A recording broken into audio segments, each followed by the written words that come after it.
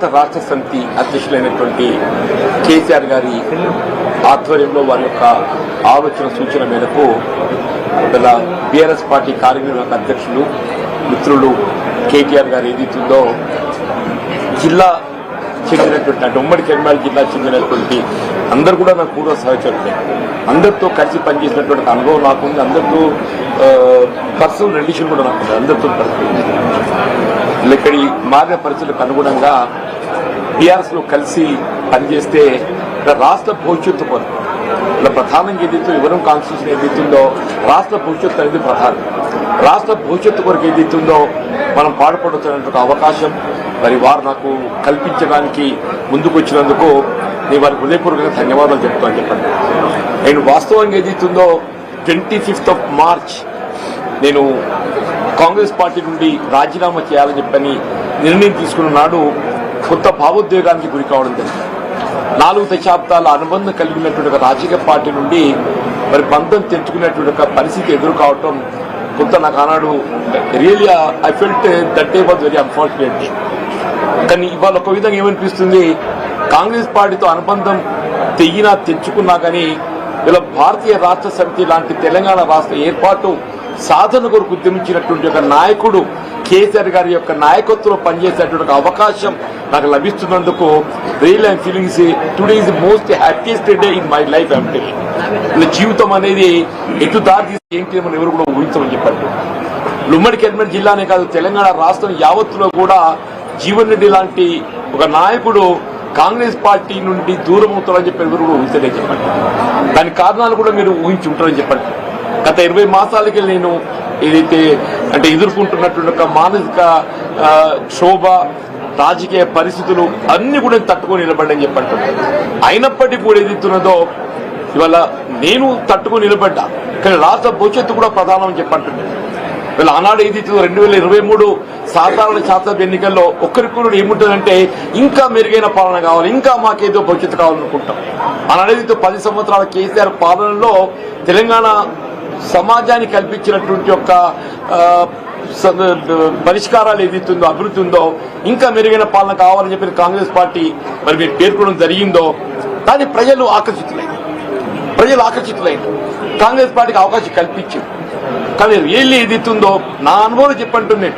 I have seen NT Ramarao గారి ప్రభుత్వం చూసా, నేను తదుపరి చెన్నారెడ్డి గారి ప్రభుత్వం చూసా, విజయభాస్కర్ గారి ప్రభుత్వం చూసా, రాజశేఖర్ గారి ప్రభుత్వం చూసా, చంద్రబాబు నాయుడు గారి ప్రభుత్వం చూసా, కేసీఆర్ గారి ప్రభుత్వం చూసా నేను.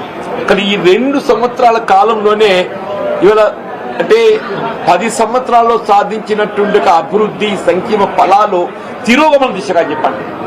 కేసీఆర్ గారు ఏ ఉద్యమ నేతగా తెలంగాణ రాష్ట్రాన్ని సాధించడానికి వారు ఉద్యమించిండ్రో వారి సాధారణంగా తెలంగాణ రాష్ట్ర భవిష్యత్తు నిర్మాణానికి 10 సంవత్సరాలు కృషి చేస్తే అది 2 సంవత్సరాల్లో తిరోగమన చర్యగా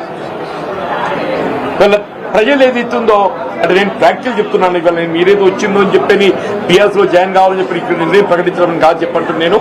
నేను ఆనాడే నిర్ణయం తీసుకోవాలని చెప్పని నేను కొంతమంది నాకు గుర్తింపు పెట్టి అయినా నేను I want to study the mind of the people. ప్రజాభిప్రాయం ప్రజలు ఏ విధంగా స్పందన ఉందో గమనిస్తామని చెప్పండి. మా మిత్రులు సహచరులు శివప్లాస్ యొక్క అభిప్రాయాలు కూడా సేకరించామని చెప్పని ఈ 2 వారాన్ని ఓపిక పెట్టని చెప్పండి. మా మిత్రులు చిరువిలాసులు సహచరులు వారి యొక్క సూచనలు సలహాలతో పాటుగా ముఖ్యంగా ప్రజాభిప్రాయాన్ని గమనించని చెప్పండి. నేను ఈ మధ్య ఒక 4-5 days బ్యాక్ ఇట్లా ఒక ప్రెస్ కాన్ఫరెన్స్ పెట్టింది. మా ప్రెస్ మిత్రులు కూడా ఇంకా మీరు ఎందుకు ఓపిక పడుతుంది సార్, ఏదో నిర్ణయం ప్రకటిస్తే అయిపోతాయి కదా, ఎందుకు మీరు అనుకున్నట్టు ప్రకటించి ముందుకు పోతే అయిపోతాయి కదా అని చెప్పని మా పాత్రికేయ సోదరులు కూడా ఏది ఇస్తుందో దే టు హ్యావ్ సజెస్టెడ్ అంటే ఇవాళ ఏది ఇంకా మీరు రీచ్ అవ్వాల్సిన అవసరం లేదు, you can go further, you can go head అనే ఒక భావన సూచనలు మా పాత్రికేయ సోదరులు కూడా పొందడం జరిగిందని చెప్పండి. అది ఇవాళ ఏది ఇస్తుందో కేసీఆర్ గారి యొక్క నాయకత్వంలో పనిచేసే ఒక అవకాశం మీరు అన్నట్టు 2014లో నాకు వచ్చింది. అయినా కానీ పొలిటికల్ కమిట్మెంట్ తోని నేను కాంగ్రెస్ లో కొనసాగింది. బట్ ఇవాళ పరిస్థితి లోపల ఏదైతుందో నేను వ్యక్తిగతంగా కాంగ్రెస్ లో ఎదుర్కొంటున్నటువంటి ఒక మానసిక శోభ మానసిక ఇబ్బందులకు తోడు ఏదైతుందో నాకు రాష్ట్ర హితం ప్రధానంగా కనబడుతుందని చెప్పి ఎవరికైనా ప్రజా జీవితం అనేది రాష్ట్ర హితం అని చెప్పండి. ఆ రాష్ట్ర హితము ముఖ్యంగా రైతాంగం, రైతు కూలీలు, నిరుపేద వర్గాలు, దళితులు, బలహీన వర్గాలు, ఆడబిడ్డలని చెప్పంటూ నేను విద్యార్థి లోకం అని చెప్పండి నినాగం ఏదైతుందో కోర్టు ఇవాళ ఫీజు రియంబర్స్మెంట్ ఏదైతుందో రాష్ట్రంలో చెల్లింపు చేయలేకపోతుంది కాబట్టి మీరు తల్లిదండ్రుల దగ్గర ఫీజు వసూలు చేసుకోవచ్చని చెప్పాను. ఎంతకన్నా మోస్ట్ అన్ఫార్చునేట్ థింగ్ ఏముండో చెప్పంటారు. ప్రభుత్వం యొక్క వైఫల్యానికి ఇంతకన్నా పెద్ద నిదర్శనం ఏముంటుందో చెప్పంటున్నాను. విద్యార్థులంటే రాష్ట్ర భవిష్యత్తు దేశ భవిష్యత్తు చెప్పంటున్నా. అటువంటి విద్యార్థి లోకానికి ఏది ఇస్తుందో ఇవాళ మనము భవిష్యత్తు చూపెట్టలేకపోతున్నాం అని చెప్పంటే పాలన అనేది ఏ విధంగా కొనసాగుతాం దీన్ని బట్టి ఊహించవచ్చు అని చెప్పంటారు. తప్పకుండా ఇవాళ మీరు ఏదైతే ఇంత అంటే really you need not come up to this place నాకు రావాలనేట్టు మీరు రావాల్సినందుకు నిజంగా మీకు అందరికీ మీ మిత్రులకు అందరికీ ముఖ్యంగా ఏతుందో మా మిత్రులు పొప్పులీశ్వర్ గారు వారు ఇక్కడ మంత్రిగా పనిచేసిండ్రు.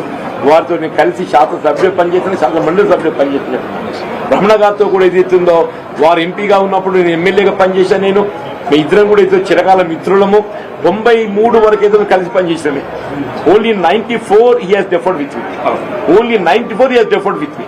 తర్వాత వాడు పార్లమెంట్ ఎన్నికైన తర్వాత ఏదైతుందో ఇవాళ వారి ఏదైతే ఎమ్మెల్యే స్థానం ఖాళీ కావడంతో అక్కడికి నాకు ఉప ఎన్నికలు పోటీ చేసే అవకాశం వచ్చింది.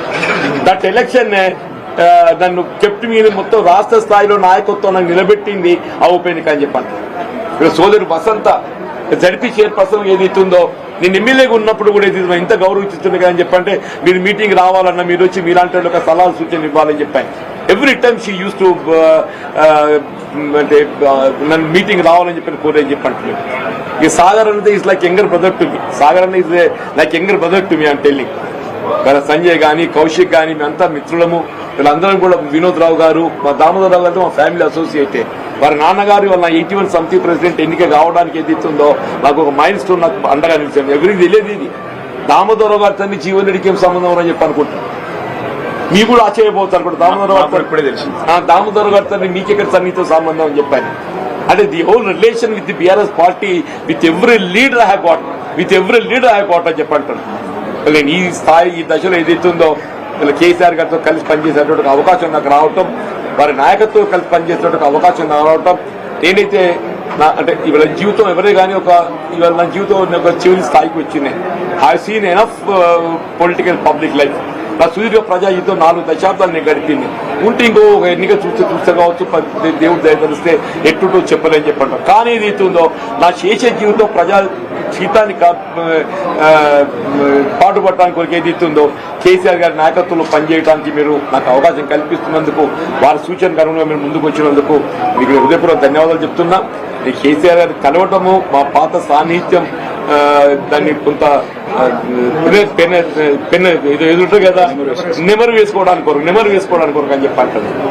మా పాత సాన్నిహిత్యం అతను నెమరు వేసుకోవడానికి కొరకు వారికి కలవాలని కోరుతున్నా. అంతే తప్ప ఏదైతే పార్టీలో చేరడం అనేది ఆల్రెడీ ఎక్స్ప్రెస్డ్